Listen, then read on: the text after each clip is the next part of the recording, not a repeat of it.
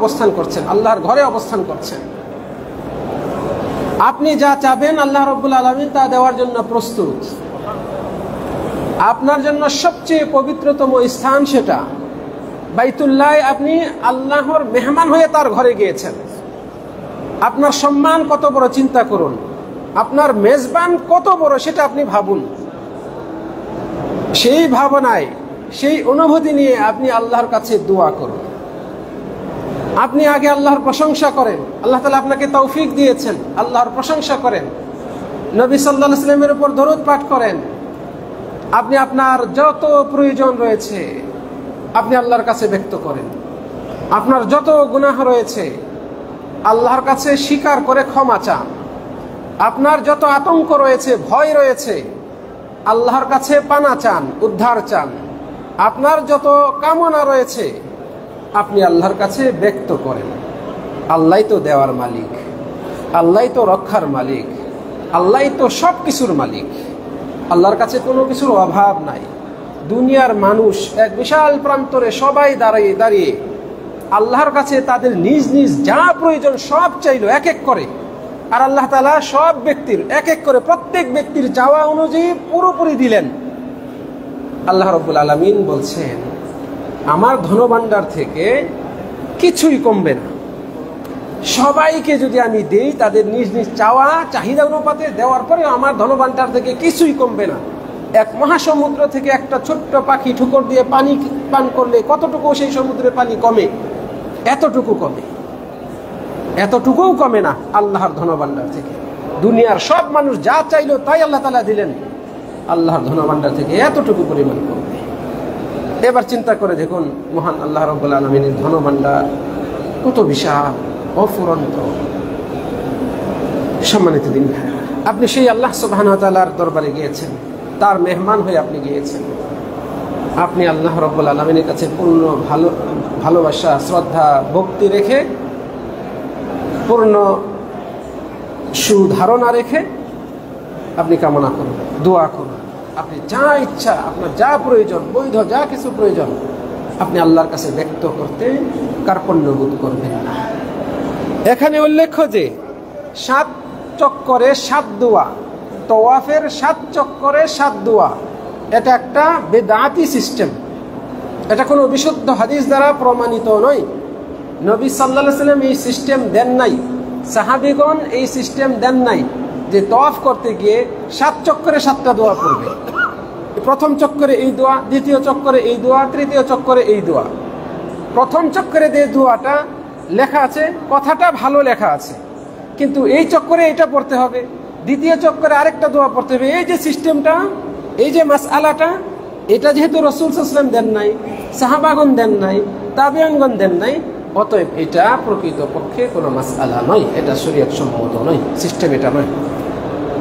আরো আশ্চর্যের ব্যাপার, অনেকেই ওই যে প্রথম চক্করের দোয়া, প্রথম চক্করের দোয়া, এই দোয়াটা তওয়াফ শুরু করার পরে শুরু করছেন, দোয়া পড়ছেন, দেখে দেখে পড়ছেন, বা কেউ মুখস্থ করছেন, মুখস্থই পড়ছেন।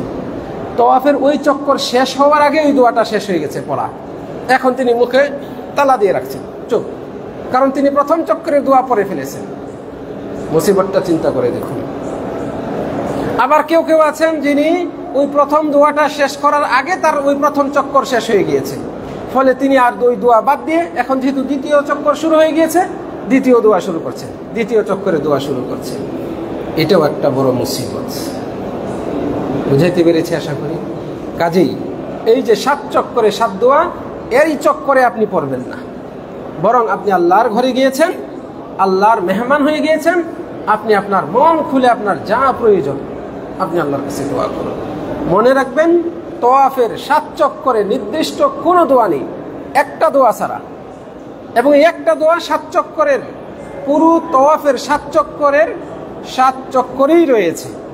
সেটা হচ্ছে রুকনে ইয়ামানি থেকে হাজরে আসওয়াদ পর্যন্ত যে অংশটুকু, এখানে রব্বানা আতিনা ফিদ দুনিয়া হাসানাহ ওয়া ফিল আখিরাতি হাসানাহ ওয়া কিনা আযাবান নার। শুনে আশ্চর্য হবেন, সাহাবী বর্ণনা করছেন, আমাদের নবী মুহাম্মদ সাল্লাল্লাহু আলাইহি ওয়াসাল্লাম সবচেয়ে যে দোয়াটি বেশি পড়তেন, পাঠ করতেন, সেটা হচ্ছে এটা, রব্বানা আতিনা ফিদ দুনিয়া হাসানাহ ওয়া ফিল আখিরাতি হাসানাহ ওয়া কিনা আযাবান নার। শুনে আরো আশ্চর্য হবেন, আল্লাহ রাব্বুল আলামিন হাজী সাহেবদের মধ্যে যারা দোয়া করে, বিশেষ করে এই দোয়াটা করে, তাদের প্রশংসা করেছেন, তাদের প্রশংসা করেছেন। আল্লাহ তাআলা তাদের প্রশংসা করেছেন যে তাদের মধ্যে কেউ কেউ বলে রব্বানা আতিনা ফিদ দুনিয়া হাসানাহ, হে আল্লাহ আপনি আমাদেরকে শুধু দুনিয়ায় দিন। আল্লাহ তাআলা বলছেন তাদের জন্য পরকালে কোনো অংশ নাই। আর কেউ কেউ বলে, আর যারা বলে রব্বানা আতিনা ফিদ দুনিয়া হাসানাহ ওয়া ফিল আখিরাতি হাসানাহ ওয়া কিনা আযাবান নার, যারা এই দোয়া বলে হে আল্লাহ, হে আমাদের রব আপনি আমাদেরকে দুনিয়ায় কল্যাণ দিন, পরকালেও কল্যাণ দিন, আর জাহান্নামের আযাব থেকে আমাদেরকে রক্ষা করুন। আল্লাহ রাব্বুল আলামিন বলেন তাদের জন্যই রয়েছে তাদের পূর্ণ হিস্সা। সুবহানাল্লাহ। তাহলে এই দোয়াটা তাওয়াফে শুধু এই একটা দোয়াই নির্ধারিত রয়েছে, এছাড়া আর কোনো দোয়া নাই, এছাড়া আর কোনো দোয়া নির্ধারিত নয়। আপনি যত দোয়া করতে পারেন।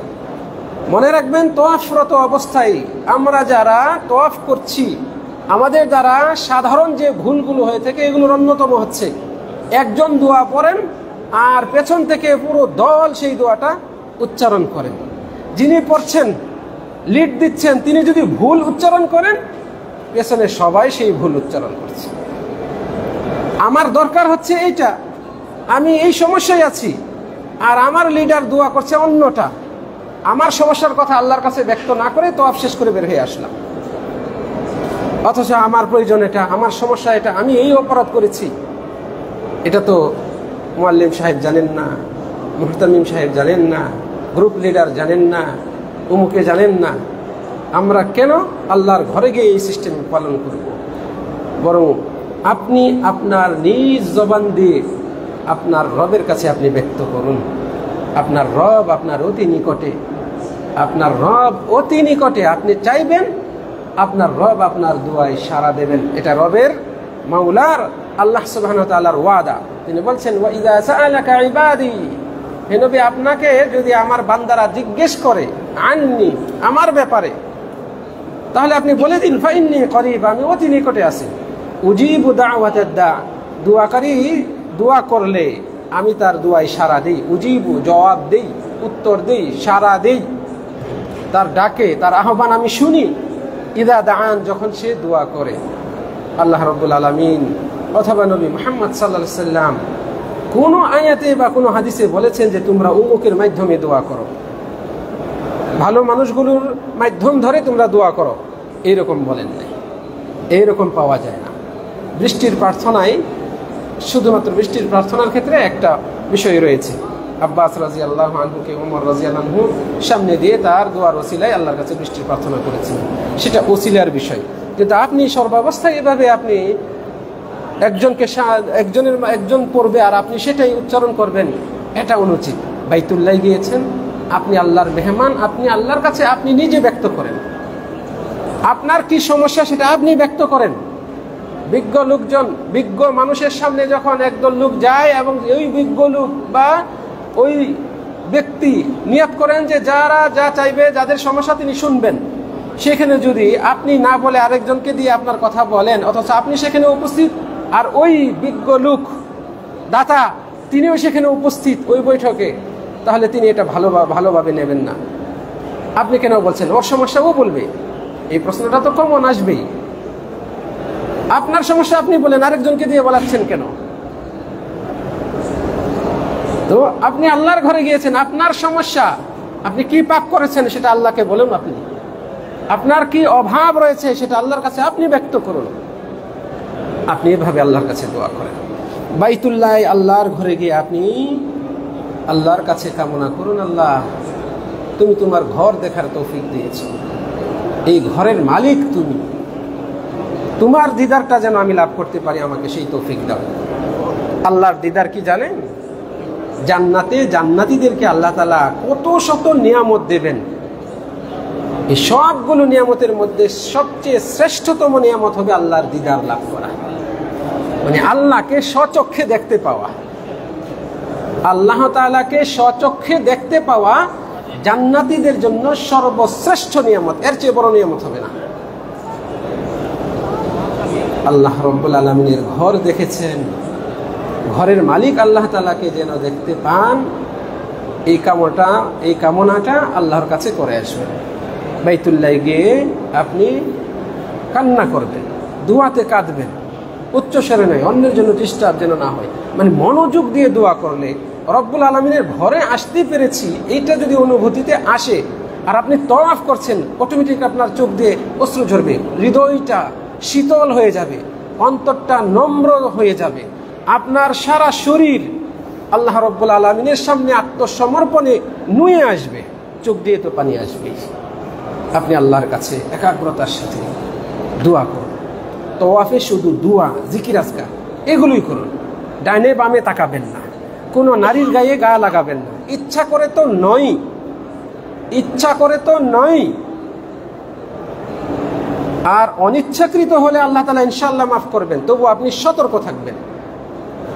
আপনি যদি আল্লাহর ঘরে গিয়ে আপনার এইটুকু মানে সজাগ সতর্কতা আপনার ভেতরে না থাকে, তাহলে আর কোথায় গিয়ে আপনি নারী পুরুষের ব্যাপারে সতর্ক থাকবেন? আল্লাহর ঘরে গিয়ে যদি আপনি আপনার দ্বারা অন্য কেউ কষ্ট না পাক, আপনার পায়ের সাথে পা লেগে গিয়ে, আপনার কাঁধের সাথে কাঁধ লেগে গিয়ে, আপনার হাতের কোনো ধাক্কা খেয়ে একজন কষ্ট না পাক, এই ব্যাপারে যদি আপনি সতর্ক না হন, আন্তরিক না হন, তাহলে আর আপনি কোথায় গিয়ে হবেন? পৃথিবীর শ্রেষ্ঠ জায়গাতে গিয়ে আপনি এই ব্যাপারে উদাসীন, অন্য জায়গায় তো আপনার দ্বারা আরও দুর্ঘটনা ঘটার সম্ভাবনা রয়েছে। এই জন্য সতর্ক হন। সম্মানিত দিনী ভাইয়েরা, বলছিলাম যে তওয়াফরত অবস্থায় সুনির্দিষ্ট কোনো দোয়া নেই, শুধু রব্বানা আতিনা ফিদ দুনিয়া হাসানাহ, এই যে দোয়াটা, এটা ছাড়া রুকনি ইয়ামানি থেকে হাজির আসওয়াদ এর মধ্যবর্তী স্থানে উল্লেখ্য যে তওয়াফরত অবস্থায় উচ্চ স্বরের দোয়া করা, জিকির করা, এটা সুন্নতের খেলাফ একটি কাজ। এর মাধ্যমে অন্যদের ব্যাঘাত ঘটে, এর মাধ্যমে অন্যদের মনোযোগে ব্যাঘাত ঘটে। অন্যরা, অন্যদের মধ্যে অনেকেই রয়েছেন একেবারে একাগ্রচিত্তে দোয়া পড়ছেন, তার সব পুরো অন্তরটা জুড়ে আছে আল্লাহর সাথে। আপনার উচ্চ আওয়াজের কারণে সে এই মনোযোগটা ধরে রাখতে পারছে না, তাহলে আল্লাহর ঘরে আরেকজন বান্দার ইবাদতে বিঘ্ন ঘটার আপনি একটা কারণ। এই জন্য আপনাকে সতর্ক থাকতে হবে, এই জন্য সতর্ক থাকতে হবে। আরো উল্লেখ্য যে বাইতুল্লাহ আপনি আল্লাহর ঘরে তওয়াফ করছেন, বাইতুল্লাহর দিকে তাকাতে পারবেন না, এই কথাটা সঠিক না, এই কথাটা সঠিক না। তবে হ্যাঁ, এই বারবার তাকানো যদি আপনার তওয়াফে বিঘ্নতা ঘটায় এবং অন্যদের ডিস্টার্ব হওয়ার কারণ হয়, তাহলে এটা অবশ্যই নিন্দনীয়। কিন্তু বাইতুল্লাহ তাকানো এটা নিষেধ নয়। আপনি সোজা বাইতুল্লাহকে বাম সাইডে রেখে আপনি তওয়াফ করবেন, সামনের দিকে এগোবেন। পেছন দিকে তাকানো, পেছনে আসা, এগুলো উচিত না, এতে করে অন্যদেরও কষ্ট হয়, তওয়াফেও বিঘ্নতা ঘটে। আপনার সাথে যদি সঙ্গী থাকে, তাহলে আপনি তাদের ব্যাপারে খেয়াল রাখবেন, তাদেরকে সাথে নিয়ে যাওয়ার চেষ্টা করবেন। যেহেতু প্রচণ্ড ভিড়, একজন নতুন এসছে, তিনি চেনেন না, আপনার উপর নির্ভরশীল, আপনি তাকে সাথে রাখুন। আপনি তার প্রতি আন্তরিক হলে আল্লাহ রাব্বুল আলামিন আপনাকে এর বিনিময় দেবেন। সে যদি হারিয়ে যায়, ভয় পাবে, সে আতঙ্কে রয়েছে, যদি হারিয়ে যায় তাহলে হোটেলে বসতে পারবো না, কিভাবে খুঁজে পাবো? অনেকের কাছে মোবাইল থাকে না, অর্থনৈতিক সমস্যার কারণেও অনেকেই মোবাইল ব্যবহার করেন না, অথবা বুঝেন না, এই জন্য মোবাইল ব্যবহারও করেন। অনেক গ্রামগঞ্জ থেকে সাধারণ অনেক অতি বয়স্ক মানুষও আছেন যারা মোবাইল ব্যবহার করতে জানেন না। এই যুগেও এরকম মানুষ রয়েছে। তাহলে এরকম যদি কোনো মানুষ আপনার কোম্পানি চায়, মানে আপনার সঙ্গ চায়, সহযোগিতা চায়, আপনি তাকে সাথে রাখুন। একজন আল্লাহর বান্দাকে, যে আল্লাহর মেহমান হয়ে আসছে আল্লাহর ঘরে, আপনি তাকে সহযোগিতা করলেন, এটা অন্যতম শ্রেষ্ঠ একটা ভালো কাজ। আল্লাহ রাব্বুল আলামিন আমাদেরকে সঠিক বুঝদান করুন। প্রিয় দিনী ভাইরা, 7টা চক্করের প্রত্যেক চক্করেই, তওয়াফের প্রত্যেক চক্করেই আমরা ইশারা করব, হাজরে আসওয়াদের দিকে ইশারা করব। এই ইশারা 2 হাত দিয়ে নয়, শুধু ডান হাতে ইশারা করবেন, তওয়াফ শুরু করবেন। এই তওয়াফরত অবস্থায় আমরা জিকির পালন করব, সুবহানাল্লাহ, আলহামদুলিল্লাহ, লা ইলাহা ইল্লাল্লাহ, যত জিকির আছে এগুলো বলতে পারি, পাঠ করতে পারি। দোয়া আমরা পাঠ করতে পারি, এমনকি কোরআন তেলাওয়াতও করতে পারি। কোনো ব্যক্তি যদি সূরা মুলক পড়ে, আয়াতুল কুরসি পড়ে, সূরা ফাতিহা পড়ে, আর অন্যান্য সূরা পড়ে, কোনো সমস্যা নেই। এক কথায় আপনি দোয়া, জিকির, আজকারে সময়টা কাটান।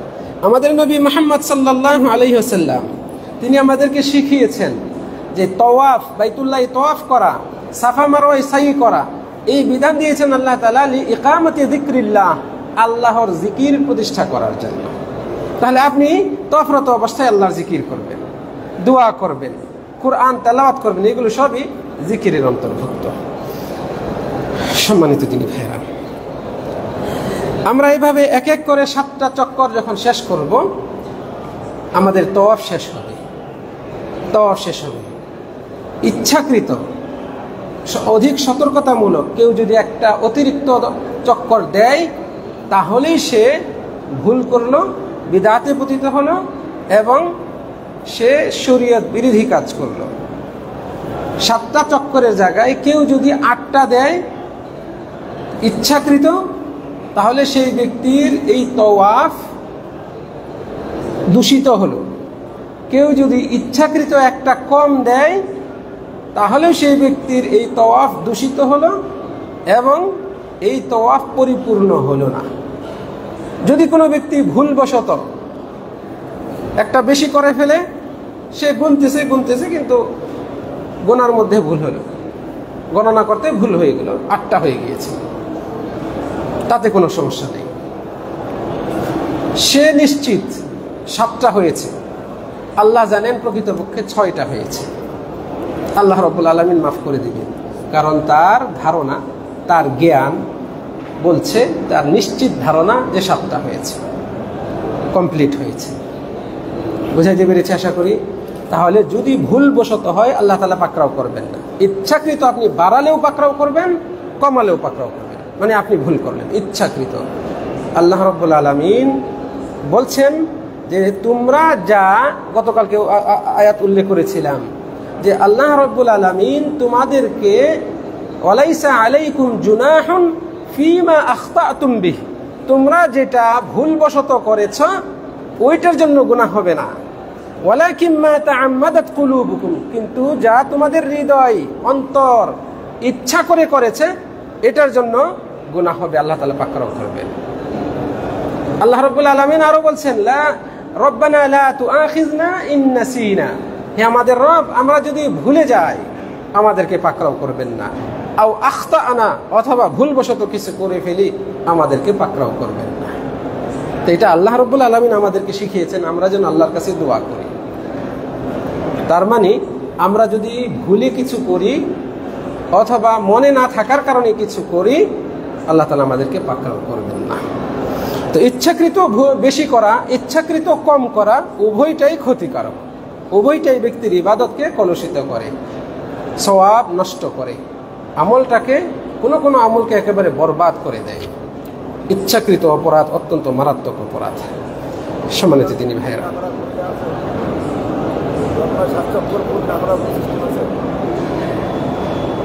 গণনায় 7 চক্কর ভুল না করার সিস্টেম একটাই, আপনার খেয়াল রাখতে হবে, মনোযোগ দিয়ে রাখতে হবে, এবং আপনি যেভাবে পারেন, অনেক যে সিস্টেমই হোক, আপনি গণনাটা ঠিক রাখার চেষ্টা করবেন। হয়তো আপনার সাথে 1-2জন যে সঙ্গীরা থাকে, একটা শেষ হওয়ার পরে আপনি তাকে বললেন 1টা হয়েছে, খেয়াল রাখবা। 2টা হওয়ার পরে বললেন 2টা হয়েছে, এখনো 5টা বাকি আছে। এই যে এই ধরনের ভালো কথা বলায় কোনো সমস্যা নেই। আপনি তওয়াফের অবস্থায় ভালো কথা বলা যায়, যেগুলোতে উপকার রয়েছে, এটা একটা উপকারী কথা আপনার সঙ্গীকে বলছেন, স্মরণ রাখার জন্য সংখ্যাটা।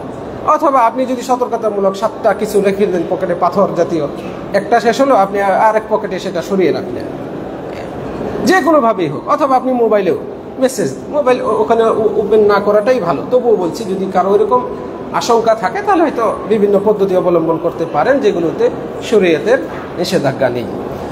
সম্মানিত দিনী ভাইয়েরা, উল্লেখ্য যে এই তওয়াফ, এটা এমন একটা ইবাদত উমরাকারীদের জন্য, হাজীদের জন্য, যে এই ইবাদতটাতে ওযু থাকতে হবে। ওযু ছাড়া তওয়াফ হবে না, মনে রাখবেন, ওযু ছাড়া তওয়াফ হবে না। তওয়াফের জন্য ওযু থাকা শর্ত। কারণ রাসূল সাল্লাল্লাহু আলাইহি সাল্লাম তওয়াফকে নামাজের সাথে তুলনা করেছেন, এটা একটা দলিল। আর নামাজ ওযু ছাড়া হয় না। 2 নম্বর দলিল, মা আয়েশা রাদিয়াল্লাহু আনহা, তার হায়েজ হয়ে যায়, বিদায় হজ্জে রাসূল সাল্লাল্লাহু আলাইহি ওয়াসাল্লামের সাথে গিয়েছিলেন। তখন রাসূল সাল্লাল্লাহু আলাইহি ওয়াসাল্লাম বলছেন, তুমি হাজিরা যা করে সবই করো, শুধুমাত্র বাইতুল্লাহ তওয়াফ করবে না। হায়েজগ্রস্তা নারী হজ পালনের সময় বা উমরা পালনের সময় হায়েজগ্রস্তা হয়ে গেছেন, হায়েজ চলে এসছে, পিরিয়ড শুরু হয়ে গিয়েছে, তিনি কি হোটেলে বসে থাকবেন? না, তিনি সব কাজ করবেন শুধু বাইতুল্লাহ তওয়াফটা ছাড়া। অপেক্ষা করবেন যখন হায়েজ বন্ধ হবে, পবিত্র হবেন, গোসল করে ফ্রেশ হয়ে ওযু করে তওয়াফটা করে আসবেন। যদি দেখা যায় তার হায়েজ শেষ হচ্ছে না, এদিকে হজ সঙ্গীরা সবার কমপ্লিট হয়ে গেছে, এখন সফরে সবাই চলে আসবে, তখন ওই অবস্থায় তিনি, এটার ভিন্ন ব্যবস্থা রয়েছে, উপস্থিত সেই সময় পট্টি বেঁধে অথবা আধুনিক সিস্টেম যে রয়েছে, অল্প সময়ের জন্য যদি রক্ত বন্ধ করা যায়, রক্ত বন্ধ করে তওয়াফ করে তিনি চলে আসবেন। তো এই সিস্টেম আছে, বিকল্প ব্যবস্থাপনা রয়েছে। উদ্দেশ্য হচ্ছে এই কথাগুলো বলার যে তওয়াফে ওযু লাগবে, যদিও কোনো আলেম দ্বিমত পোষণ করেছেন, কিন্তু শক্তিশালী মত হচ্ছে এবং দলিলের অধিক কাছাকাছি হচ্ছে তওয়াফে ওযু লাগবে। যে দলিল দুইটা আপনাদের সামনে উল্লেখ করলাম, যেমন হাদিসে এসছে রাসূল সাল্লাল্লাহু আলাইহি ওয়াসাল্লাম বলছেন, আত-তাওয়াফু বিল বাইতি মিসলাস সালাহ, বাইতুল্লাহ তওয়াফ করা নামাজের নেই, ইল্লা আন্নাকুম তাতাকাল্লামুনা ফিহি, তবে তোমরা তওয়াফরত অবস্থায় কথা বলতে পারবে। ফামান তাকাল্লামা ফিহি, কাজেই যে ব্যক্তি তওয়াফরত অবস্থায় কথা বলে, ফালা ইয়াতাকাল্লামান্না ইল্লা বিখাইর, সে যেন ভালো কথাই বলে। অযথা গল্পগুজব করা, কারো সমালোচনা করা, অট্টহাসিতে ফেটে পড়া, অমুককে ফোন দিয়ে দেখানো, এই যে হয়তো অযথা বেহুদা এইগুলো কথাবার্তা যেন না বলে। এইভাবে রাসূল সাল্লাল্লাহু আলাইহি ওয়াসাল্লাম উল্লেখ করেছেন। এই হাদিসটি তিরমিজি শরীফে রয়েছে, আব্দুল্লাহ বিন আব্বাস রাদিয়াল্লাহু আনহু হতে বর্ণিত। আর আয়েশা রাদিয়াল্লাহু আনহাকে তো রাসূল সাল্লাল্লাহু আলাইহি ওয়াসাল্লাম বলেছেন, যা একটু আগে বললাম, যেমন হাদিসে এসেছে রাসূল সাল্লাল্লাহু আলাইহি ওয়াসাল্লাম বলছেন, ইফআলি মা ইয়াফআলুল হাজ, হাজি যা করে তুমিও তাই করো। গায়রা আল্লা তাতুফি বিল বাইত, তবে বাইতুল্লাহ তওয়াফ করবে না, হাত্তা তাতাহারি, যতক্ষণ না তুমি পবিত্রতা অর্জন করো। এইভাবে রাসূল সাল্লাল্লাহু আলাইহি ওয়াসাল্লাম বলেছেন। সম্মানিত দিনী ভাইয়েরা, আমাদের তওয়াফ শেষ হলো। তওয়াফ শেষে আমরা মাকামে ইব্রাহিমের পিছনে 2 রাকাত নামাজ পড়তে যাব। মাকামে ইব্রাহিমের পিছনে যাওয়ার, ওখানে 2 রাকাত নামাজ পড়ার ব্যাপারে আলেমদের মধ্যে অনেক আলেম, বড় বড় বিজ্ঞ আলেম, এই 2 রাকাতকে ওয়াজিবও বলেছেন। কেননা আল্লাহ তাআলা কোরআনে বলছেন, ওয়াত্তাখিযু মিন মাকামি ইব্রাহিমা মুসাল্লা, তোমরা মাকামে ইব্রাহিমকে মুসাল্লা, নামাজের জায়গা হিসেবে গ্রহণ করো। এই দলিলের ভিত্তিতে অনেকে ওয়াজিব বলেছেন, আবার অনেক আলেম বলেছেন ওয়াজিব নয়, এটা তওয়াফের সাথে সম্পৃক্ত একটা মুস্তাহাব আমল। তো যাই হোক, আমরা এই 2 রাকাত ছাড়ব না। এই 2 রাকাত মাকামে ইব্রাহিমের পেছনেই পড়তে হবে এমনটা আবশ্যক না। যদি মাকামে ইব্রাহিমের পেছনে জায়গা পান, আলহামদুলিল্লাহ ভালো। যদি জায়গা না পান, তাহলে বাইতুল্লাহর যেইখানে আপনি জায়গা পাবেন, যেইখানে আপনার সুযোগ হবে, আপনি পড়ে নেবেন যথেষ্ট। এই যে 2 রাকাত নামাজ, এটা যখন আপনি তওয়াফ শেষ করে পড়তে যাবেন, তখন যাওয়ার সময় এই আয়াতটা পড়বেন, ওয়াত্তাখিযু মিন মাকামি ইব্রাহিমা মুসাল্লা। রাসূল সাল্লাল্লাহু আলাইহি ওয়াসাল্লাম এটা ওই সময় পড়তেন। এবং প্রথম রাকাতে, 2 রাকাতের প্রথম রাকাতে সূরা ফাতিহার পর সূরা আল কাফিরুন, আর দ্বিতীয় রাকাতে সূরা ইখলাস, এই সূরা দিয়ে নামাজ পড়বেন। যদি কেউ এই 2 সূরা ছাড়া অন্য সূরা দিয়ে নামাজ পড়ে, তাতেও কোনো সমস্যা নেই। সম্মানিত দিনী ভাইরা, এখানে আরো উল্লেখ্য যে, মনোযোগ দিয়ে শুনবেন, আরো উল্লেখ্য যে এই যে 2 রাকাত নামাজ মাকামে ইব্রাহিমের পিছনে তাওয়াফ শেষে, এই 2 রাকাত নামাজের কোনো মাকরুহ সময় নেই। এর মানে কি, আপনার তাওয়াফ শেষ হলো আসরের নামাজের পর, আর আসরের পরে নফল পড়া যায় না, আমরা জানি। এখন আপনি মাগরিব পর্যন্ত অপেক্ষা করছেন এই 2 রাকাতের পড়ার জন্য, এটা কোনো প্রয়োজনীয়তা নেই। আপনার তওয়াফ শেষ হলো ফজর নামাজের পর, সূর্য উঠতে এখনো বেশ সময় বাকি, আপনার অপেক্ষা করার কোনো প্রয়োজন নাই। আপনি এই সময়ে সুন্নত, নফল যে কোনো নামাজ পড়তে পারেন। মনে রাখবেন, বাইতুল্লাহ পৃথিবীর একমাত্র মসজিদ যেখানে মাকরুহ সময় নেই। দিনে রাতে 24 ঘন্টায় সালাত করা যায়। তবে হারাম যে 3টা ওয়াক্ত রয়েছে, হারাম 3টা ওয়াক্ত, যখন সূর্য উঠে, যখন সূর্য একেবারে মাথার উপর খাড়া থাকে, কোনো বস্তুর ছায়া আর নিচে পাওয়া যায় না, এই 2টা অবস্থা। আর একটা হচ্ছে যখন সূর্য ডুবতেছে, এই 3টা অবস্থা হলো হারাম সময়। এই 3 সময় নামাজ পড়া যায় না, এবং এই সময়গুলো একেবারে অল্প। এই 3টা সময় আপনি হারামে মক্কাতে থাকলেও পড়বেন না। কিন্তু মাকরুহ সময় 2টা, ফজরের পর থেকে সূর্য উদয় হওয়া পর্যন্ত আর আসরের পর থেকে সূর্যাস্ত পর্যন্ত, এই 2 সময়ও আপনি বাইতুল্লাহতে মক্কা মুকাররমায় সালাত আদায় করতে পারেন। সম্মানিত দিনী ভাইরা, জুবাইর বিন মুতঈম রাদিয়াল্লাহু আনহু হতে বর্ণিত, নবী সাল্লাল্লাহু আলাইহি ওয়াসাল্লাম বলছেন, ইয়া বানি আব্দে মানাফ, হে বনি আব্দে মানাফ, লা তামনাউ আহাদান তাওয়াফা বিহাদাল বাইত ওয়া সাল্লা আইয়াতা সাআতিন শাআ মিন লাইলিন আও নাহার। এই বাইতুল্লাহ যে কোনো ব্যক্তি রাতে বা দিনের যে কোনো সময় তওয়াফ করতে চায় বা সালাত আদায় করতে চায়, তাদেরকে তোমরা বাধা দিও না। এটা হচ্ছে দলিল। রাসূল সাল্লাল্লাহু আলাইহি ওয়াসাল্লাম বলছেন, দিনে রাতের যে কোনো সময় কেউ যদি এই বাইতুল্লাহ এসে তওয়াফ করতে চায় বা সালাত আদায় করতে চায়, তাদেরকে বাধা দিও না। সম্মানিত দিনী ভাইরা, তাহলে আপনার এই মাকামে ইব্রাহিমের পেছনে 2 রাকাত নামাজ, এটা যদি আপনার তওয়াফ শেষ হয় আসরের পরে বা ফজরের পরে, তাহলে আপনি সময় ক্ষেপণ করবেন না, আপনি নির্দ্বিধায় এই 2 রাকাত পড়ে ফেলবেন। যদিও সেটা অন্যান্য মসজিদের জন্য মাকরুহ সময়, কিন্তু সেখানে মাকরুহ সময় নয়, বরং আপনার জন্য অনুমোদিত রয়েছে। এইভাবে আপনার তওয়াফের কার্যক্রম শেষ হলো। যদি সম্ভব হয় মাকামে ইব্রাহিমের পেছনে 2 রাকাত নামাজ পড়ার পরে হাজরে আসওয়াদে গিয়ে চুমু দিয়ে আসা, তাহলে আপনি তা করতে পারেন। এটা একটা মুস্তাহাব কাজ, আবশ্যক নয়। রাসূল সাল্লাল্লাহু এরকম করেছিলেন, এরকম বর্ণনা পাওয়া যায়, সেই জন্য উল্লেখ করছি। খুঁটিনাটি যেহেতু কথাগুলো বলছি তাই উল্লেখ করছি। মাকামে ইব্রাহিমের পেছনে 2 রাকাত নামাজ পড়ার পরে সাই করতে যাওয়ার আগে যদি সম্ভব হয় বাইতুল্লাহ ওই হাজরে আসওয়াদে গিয়ে চুমু দিয়ে আসা, তাহলে সেটা করতে পারেন। আর যেহেতু এখন প্রচণ্ড ভিড়, অসম্ভব প্রায়, তাহলে কোনো জরুরত নেই। সেখানে ভিড় ঠেলাঠেলি করে অন্যকে কষ্ট দিয়ে বা নিজে আঘাতপ্রাপ্ত হওয়ার ভয় আশঙ্কা থাকলে কোনো প্রয়োজনীয়তা নেই। সম্মানিত দিনী ভাইরা, এইভাবে আমাদের তওয়াফ শেষ হলো। এরপরে উমরার 3য় কাজ সাই। আমরা এখন মাসআর দিকে যাব, সাই করার স্থান। আর সাই শুরু হবে সাফা পাহাড় থেকে। আল্লাহ রাব্বুল আলামিন বলছেন, ইন্নাস সাফা ওয়াল মারওয়াতা মিন শাআইরিল্লাহ, নিশ্চয়ই সাফা এবং মারওয়া আল্লাহর নিদর্শনাবলীর অন্তর্ভুক্ত। তো আল্লাহ তাআলা এই 2 পাহাড়ের মধ্যে প্রথমে উল্লেখ করেছেন সাফা, তারপরে মারওয়া। আর রাসূল সাল্লাল্লাহু আলাইহি ওয়াসাল্লাম এই সাফা মারওয়ায় সাই করার ক্ষেত্রে বলছেন, আবদাউ বিমা বাদা আল্লাহু বি, আল্লাহ যেটা দিয়ে শুরু করেছেন আমি সেখান থেকেই শুরু করব। তা আল্লাহ তাআলা ইন্নাস সাফা পাহাড়ের কথা আগে বলছেন, তাই রাসূল সাল্লাল্লাহু আলাইহি ওয়াসাল্লাম সাই শুরু করেছেন সাফা পাহাড় থেকে। বুঝাইতে পেরেছেন? সাফা পাহাড়ে যাওয়ার সময় কাছাকাছি যাওয়ার পরে আপনি এই আয়াতটি পড়তে পারেন, ইন্নাস সাফা ওয়াল মারওয়াতা মিন শাআইরিল্লাহ, একবার। তারপরে আপনি একেবারে পাহাড়ে উঠবেন এবং কেবলামুখী হবেন। সম্ভব হলে কেবলাকে দেখবেন, আপনার চোখের সামনে সরাসরি রেখে 2 হাত তুলে আপনি দীর্ঘক্ষণ দোয়া করবেন। মনে রাখবেন, সাফা পাহাড় মারওয়া পাহাড়ে সাই শুরু করার আগে 2 হাত তুলে কেবলামুখী হয়ে দোয়া করা, এটা একটা সুন্নতি আমল, সুন্নত সম্মত আমল। 2 হাত তুলে আপনি দোয়া করবেন। হাত তুলে রাসূল সাল্লাল্লাহু আলাইহি ওয়াসাল্লাম দোয়া করেছেন, আপনার হাতটা যেন নিচে না থাকে। আপনি চেষ্টা করুন নবীর সুন্নতটা মেনে কেবলামুখী হয়ে দোয়া করা। এখানে আপনি যে কোনো দোয়া করতে পারেন।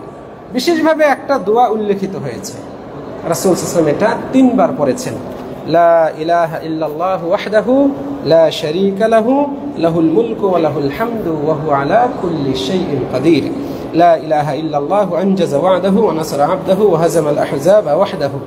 এইভাবে আমাদের নবী মুহাম্মদ সাল্লাল্লাহু আলাইহি ওয়াসাল্লাম এই দোয়াটা 3 বার পড়েছেন।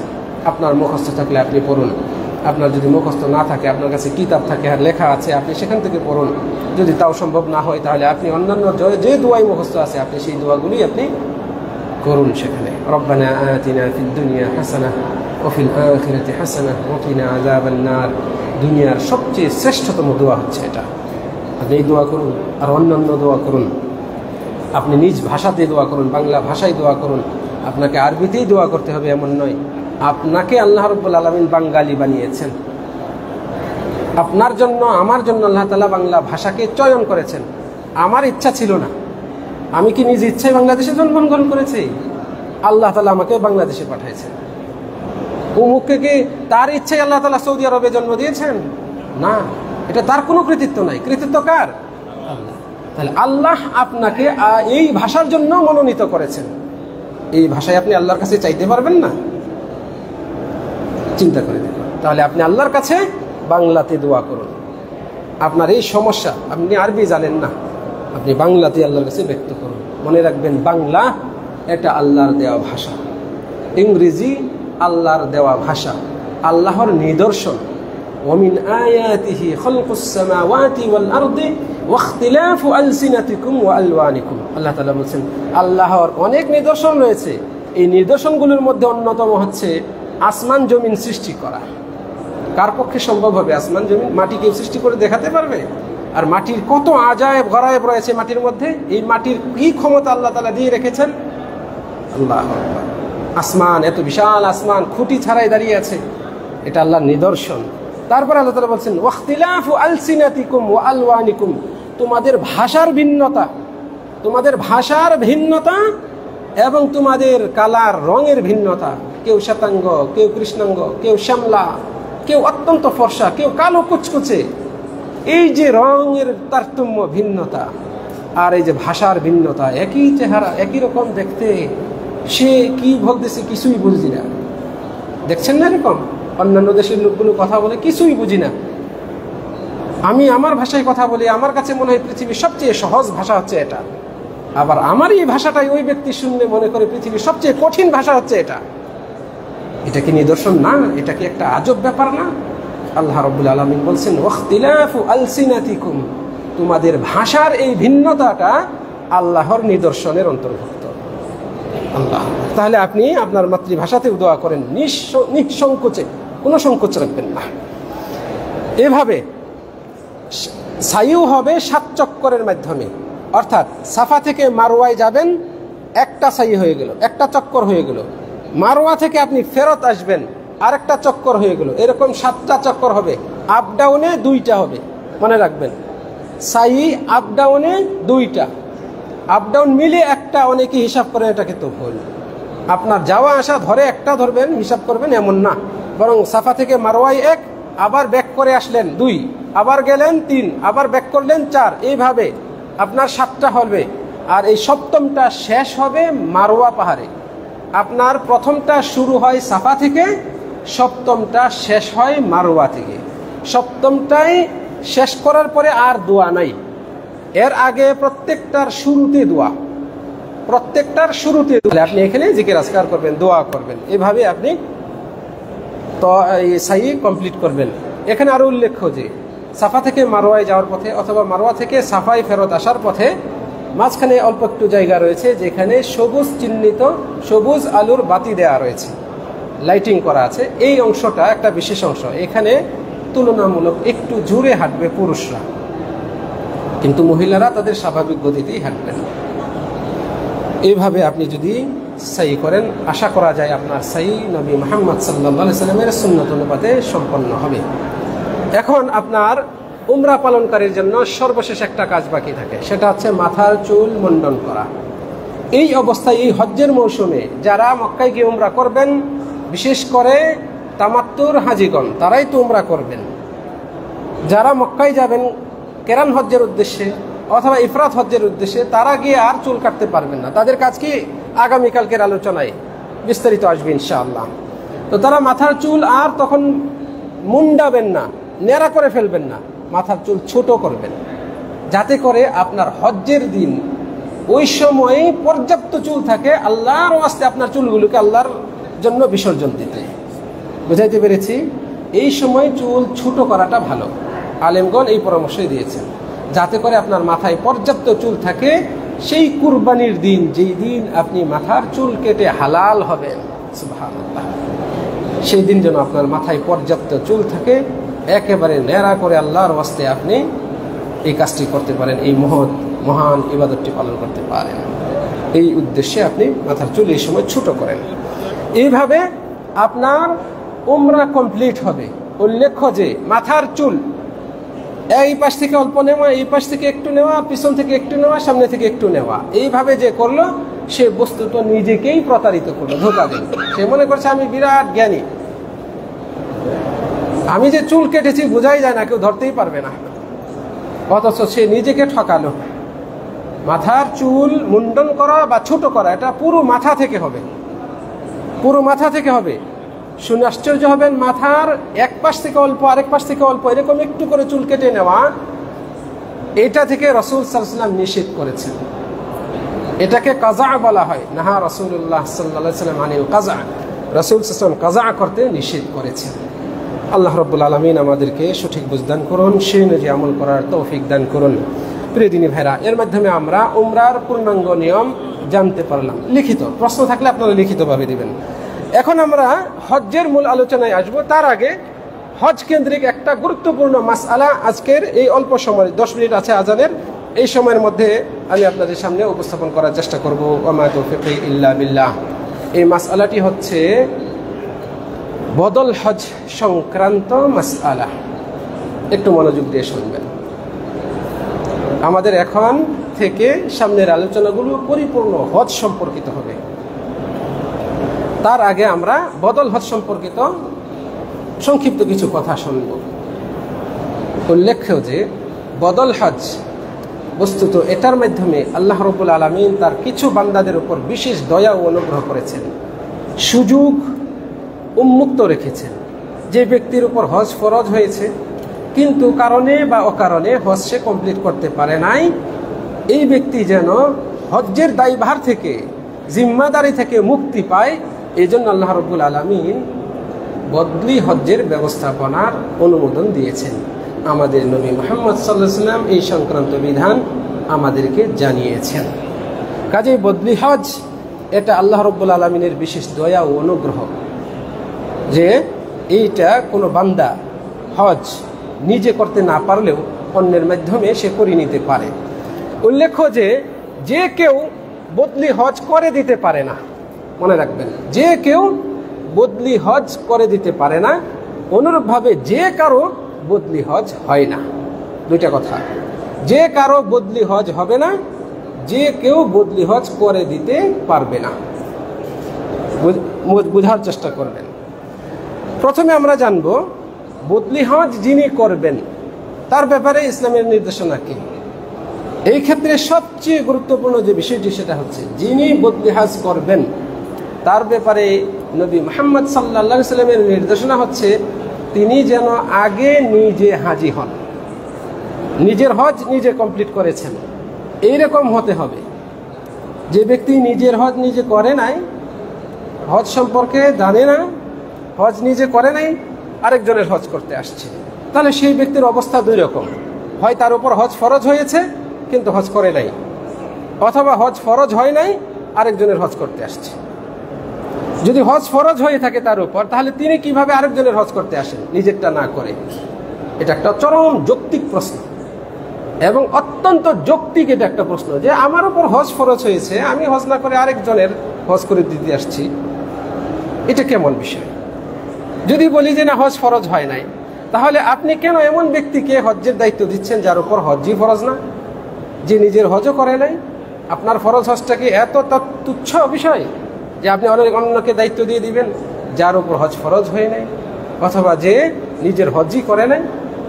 এই জন্য যেহেতু হজ একটা মহা গুরুত্বপূর্ণ ইবাদত, আমরা বলেছিলাম ইবাদত দুই প্রকার, একটা হচ্ছে ইবাদত মালি আর একটা হচ্ছে ইবাদত বাদানি। একটা হচ্ছে শারীরিক ইবাদত, নামাজ পড়া শারীরিক ইবাদত, রোজা রাখা শারীরিক ইবাদত, কালেমা পড়া মুখ দিয়ে অন্তর দিয়ে শারীরিক একটা বিষয়। তারপরে যাকাত দেওয়া, এটা শুধুই অর্থনৈতিক একটা ইবাদত। কিন্তু হজ ইসলামের 5 রুকনের মধ্যে হজ এমন একটা ইবাদত যা অর্থনৈতিক এবং শারীরিক উভয়টাকে সমন্বিত করে, যা উভয়টার সমন্বয়ে পালন হয়। এই মহাগুরুত্বপূর্ণ ইবাদতটি আপনি হেলাই ফেলাই পালন করবেন এমনটি যেন না হয়। এই জন্যই হজ, বদল হজ যিনি করবেন তার জন্য শর্ত হচ্ছে আগে নিজের হজ পালনকারী হতে হবে তাকে। রাসূলুল্লাহ সাল্লাল্লাহু আলাইহি ওয়াসাল্লাম এর যুগে জনৈক সাহাবী বলছেন, লাব্বাইকা আন শুব্রমা, শুব্রমার পক্ষ থেকে হে আল্লাহ আমি তোমার দরবারে উপস্থিত হচ্ছি। মানে সে নিয়ত করলো, ইহরাম বাঁধতেছিল। এই কথা শোনার পরে রাসূল সাল্লাল্লাহু আলাইহি ওয়াসাল্লাম বলছেন, মান শুব্রমা, শুব্রমাকে? তখন এই সাহাবী বলছেন, আখুন লি আও করিবুন লি, আমার ভাই। বর্ণনাকারী বলছেন আমার ভাই বললো অথবা আমার আত্মীয় বললো, এরকম একটা উত্তর দিলেন। রাসূল সাল্লাল্লাহু আলাইহি ওয়াসাল্লাম তখন বললেন, হাজাজতা আন নাফসিক, তুমি তোমার নিজের হজ করেছ? বললেন লা, না। তখন রাসূল সাল্লাল্লাহু আলাইহি ওয়াসাল্লাম বললেন, হুজ্জা আন নাফসিক, আগে নিজের হজ করো, সুম্মা হুজ্জা আন শুব্রমা, তারপরে শুব্রমার হজ করে দিও। একেবারে সুস্পষ্ট এই হাদিসটি সুনানে আবু দাউদের 1811 নং হাদিস, সুনানে ইবনে মাজার 2903 নম্বর হাদিস এবং বিশুদ্ধ হাদিস। আরেকটা হাদিস এসছে সুনানে ইবনে মাজার রেওয়ায়েতে এই প্রসঙ্গেই। রাসূল সাল্লাল্লাহু আলাইহি ওয়াসাল্লাম বললেন শুব্রমাকে, তিনি বললেন করিবুন লি, শুব্রমা তো আমার আত্মীয় হয়। তখন রাসূল সাল্লাল্লাহু আলাইহি ওয়াসাল্লাম বললেন, হাল হাজাত তাকাত, তুমি কি কখনো হজ করেছ? তুমি যে শুব্রমার পক্ষ থেকে হজ্জের নিয়ত করতেছ, ইহরাম বাঁধতেছ, তুমি কি তোমার হজ কখনো করেছ? তিনি বললেন লা, না। তখন রাসূল সাল্লাল্লাহু আলাইহি ওয়াসাল্লাম বললেন, তাহলে এই হজটা তোমার নিজের পক্ষ থেকে করো, পরবর্তীতে শুব্রমার পক্ষ থেকে করে দিও। এই হলো দলিল, সুস্পষ্ট দলিল। এই জন্য আলেমগণ বলেছেন, কোনো ব্যক্তি যদি নিজের হজ পালন না করে আরেকজনের বদলি হজ করতে আসেন, তাহলে সেই হজটা তার পক্ষ থেকে হয়ে যাবে। মানে যে করতেছে তার পক্ষ থেকে হয়ে যাবে, যার পক্ষ হয়ে আসছে তার হবে না, কারণ এটা অটোমেটিক তার হয়ে যাবে। এই ব্যাপারেও ফতোয়া রয়েছে এবং শক্তিশালী ফতোয়া। সৌদি আরবের সুযোগ্য, বিজ্ঞ, বিশ্ববরেণ্য উলামায়ে রব্বানীদের দ্বারা সংগঠিত, গঠিত স্থায়ী ফতোয়া বোর্ড কর্তৃক এই ফতোয়া দেওয়া হয়েছে। সম্মানিত দিনী ভাইয়েরা, এখানে 2 নম্বর মাসআলা হচ্ছে বদলি হজ।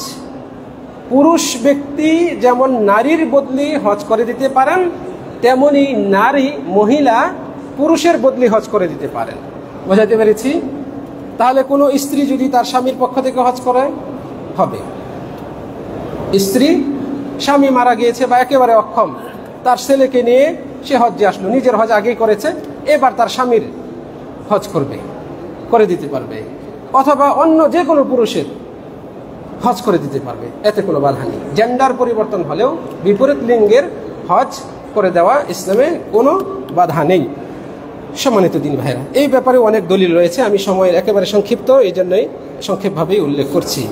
অনুরূপভাবে কোনো ব্যক্তি এক মৌসুমে হজ করতে এসে একাধিক ব্যক্তির নামে হজ পালন করতে পারবেন না, একাধিক ব্যক্তির নামে হজ পালন করতে পারবে না। হজ এক মৌসুমে একজনের জন্য মাথা পিছু হজ, মাথা পিছু উমরা, এক ইহরামে নিয়ত করে 2 জনের জন্য উমরা করবেন, 2 জনের জন্য হজ করবেন, এমনটা কিন্তু বিশুদ্ধ হবে না। কাজে আপনি হজ করতে আসছেন, আপনার জন্য নিয়ত করছেন, আপনার বাবার জন্য নিয়ত করছেন, হবে না, এরকম কোনো সিস্টেম নাই। তাহলে মাথা পিছু হজ একটা করেই হবে। সম্মানিত দিনী ভাইরা, তবে হ্যাঁ, যিনি হজ করতে এসেছেন নিজের জন্য, তিনি অন্যের জন্য উমরা করে দিতে পারবেন। একজনের জন্য হজ করতে এসেছেন, আরেকজনের জন্য উমরা করে দিতে পারবেন। বুঝাইতে পেরেছি? আপনি হজ করতে আসছেন আপনার জন্য, অথবা আপনার বাবার জন্য, বা অমুকের বদলি হজ করতে আসছেন, আপনি হজ করতে এসে আরেকজনের নামে আপনি উমরা করে দিতে পারেন, এতে কোনো সমস্যা নেই। প্রিয় দিনী ভাইরা, এটাও স্থায়ী ফতোয়া বোর্ড থেকে এভাবেই ফতোয়া দেওয়া হয়েছে। কোনো মুসলিম যদি মারা যায়, অথচ তার উপর হজ ফরজ হয়েছিল, কিন্তু তিনি ওসিয়ত করে যান নাই, আমার বদলি হজটা করে দিও, সন্তানদেরকে বা জীবিত যারা ছিল তাদের কাউকে বলে যান নাই, ওসিয়ত করেন নাই, তাহলে কি তার হজ করা লাগবে না? বদলি হজ করে দিতে হবে না? অবশ্যই দিতে হবে, কারণ ওই হজ যা তার উপর ফরজ হয়েছিল এটা তার জিম্মায় রয়ে গিয়েছে। তাহলে এই হজ তার যারা অভিভাবক অথবা ছেলে মেয়ে যারা আছে, শুভাকাঙ্ক্ষী, আত্মীয় স্বজন, তারা ব্যবস্থা করবেন বদলি আরেকজনের মাধ্যমে হজটা আদায় করে দেওয়ার। এক্ষেত্রে খরচ বহন করবে এই মৃত ব্যক্তির অর্থ সম্পদ যা ছেড়ে রেখে গিয়েছে সেগুলো থেকে খরচ বহন করা হবে। যদি তার ছেলে মেয়েরা বলে না, আব্বার সম্পদ থেকে না, আমাদের সম্পদের অভাব নাই, আমরাই খরচ বহন করব, তাহলে কোনো সমস্যা নেই। এক কথায়, যে ব্যক্তি মারা গিয়েছেন অথচ তার উপর হজ ফরজ হয়েছিল, হজ করেন নাই, তার পক্ষ হয়ে হজ আদায় করে দিতে হবে। এটা হলো মূল কথা। তিনি ওসিয়ত করে যান অথবা না যান। অনুরূপভাবে যিনি বদল হজ করছেন, আরেকজনের বদলি হজ করে দিতে আসছেন, তিনি কি হজ্জের সওয়াব পাবেন? এই ক্ষেত্রে সুনির্দিষ্ট কোনো দিক নির্দেশনা কোরআন হাদিসে নাই। তবে হ্যাঁ, এটা নিশ্চিত যে যেহেতু তিনি একজন মুসলিমের প্রতি ইহসান করছেন, তার হজটা করে দিতে আসছেন, এত পরিশ্রমের কাজ, এবং তিনি এত ভালো জায়গায় মক্কা মুকাররমায় মাশায়ের যেগুলো রয়েছে, মিনা, মুজদালিফা, আরাফার ময়দান, এগুলোতে মদিনায় এসে এই যে ভালো জায়গাগুলো, শ্রেষ্ঠ ইবাদতগুলো পালন করছেন, নিজে উপস্থিত থেকে বাইতুল্লাহ তওয়াফ করছেন, নিঃসন্দেহে তিনিও সওয়াব পাবেন।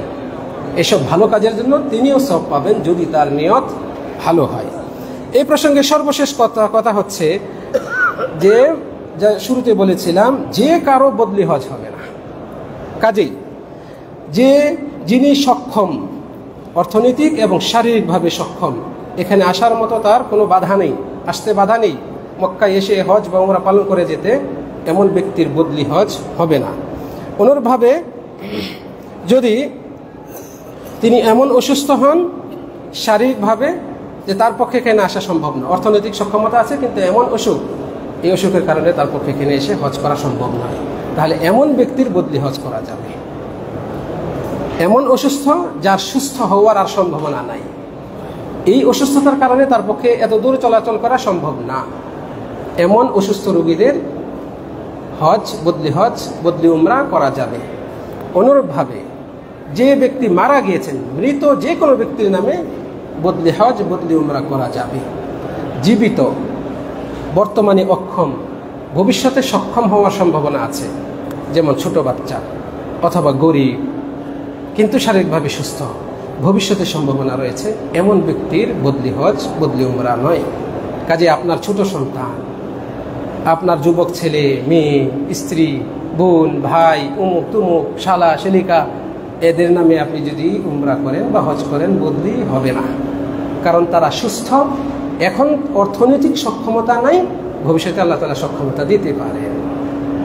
কাজেই বদলি হজ, বদলি উমরা কেবল অক্ষমদের জন্য, যারা শারীরিকভাবে অক্ষম, অসুস্থতার কারণে, এমন অসুস্থতা যার কারণে সম্ভব নয় এখানে সফর করা, অথবা মারা গিয়েছে, এরকম ব্যক্তিদের বদলি হজ বা বদলি উমরা। রব্বুল আলামিন আমাদেরকে নবী মুহাম্মদ সাল্লাল্লাহু আলাইহি সাল্লামের সুন্নাত জেনে শুনে আমল করার তৌফিক দান করুন। নবী মুহাম্মদ সাল্লাল্লাহু আলাইহি সাল্লামের পদ্ধতি অনুসারে আমাদের হজ্জের যাবতীয় কাজগুলো পালন করার তৌফিক দান করুন। এবছর হজ পালন করে সকলের নসিবে হজ্জে মাবরুর আল্লাহ রাব্বুল আলামিন দান করুন। আজকের এই বৈঠকে যারা উপস্থিত হয়েছেন, এমন মজলিসে বসার পূর্ণ ফজিলত সকলের আমল নামে আল্লাহ তাআলা লিপিবদ্ধ করুন এবং এটাকে নাজাতের ওসিলা করে দিন। আল্লাহুম্মা আমিন।